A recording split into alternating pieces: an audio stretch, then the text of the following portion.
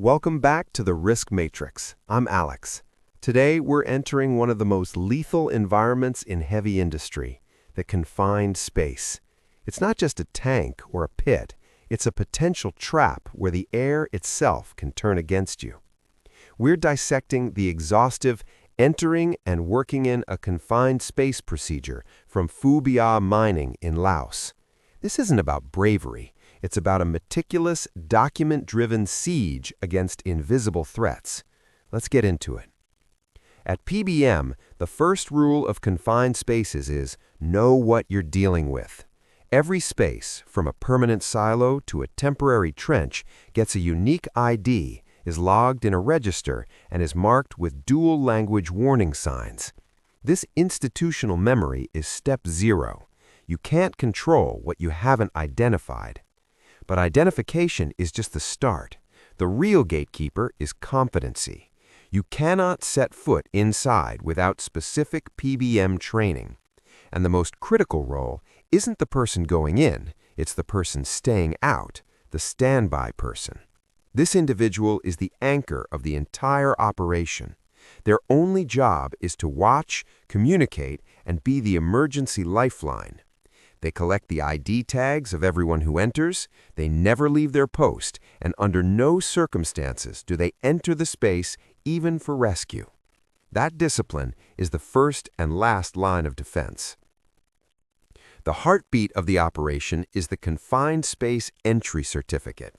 Think of it as the mission manifest.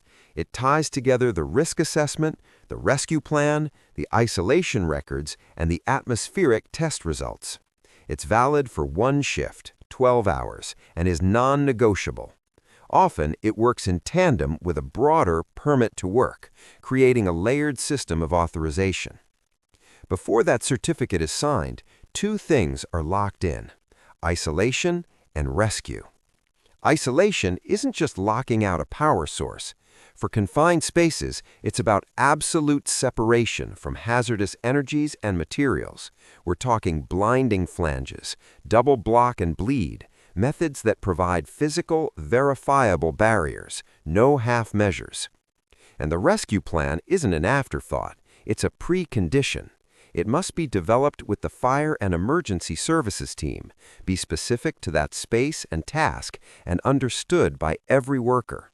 At PBM, the rule is stark. Only trained FES personnel perform confined space rescues. Everyone else's job is to raise the alarm and stay clear.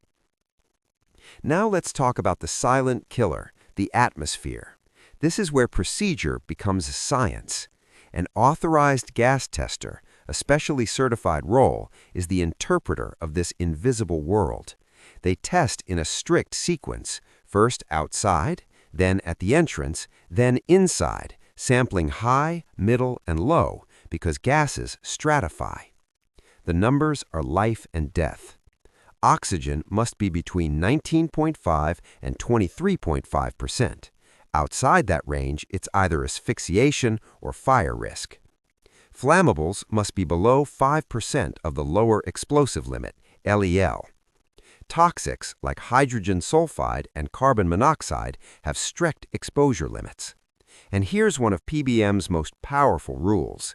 If the atmosphere is so bad that you'd need a breathing apparatus like SCBA to enter safely, then you don't enter. The only exception is for FES during a rescue. This discipline forces the issue. You must fix the atmosphere through cleaning and continuous mechanical ventilation before anyone goes in. Once inside, the protocol maintains its grip. Hot work requires extra permits and continuous gas monitoring. Electrical equipment is severely restricted, and the standby person maintains their vigil, logging every entry and exit. If something goes wrong, the communication protocol is drilled in. The standby person broadcasts emergency, emergency, emergency, and then delivers a crystal clear sitrep, location, nature, number of casualties, clarity in chaos. What Phu Bia's procedure builds is a culture of enforced humility in the face of a profound hazard. It replaces instinct with paperwork, heroism with assigned roles, and hope with verified controls. The standby person isn't just watching, they are the embodiment of the entire system, the human guarantee that every checkbox on that entry certificate represents a real physical layer of safety. In a confined space, there is no room for error, and this procedure ensures there is no room for doubt either. Thanks for listening to The Risk Matrix.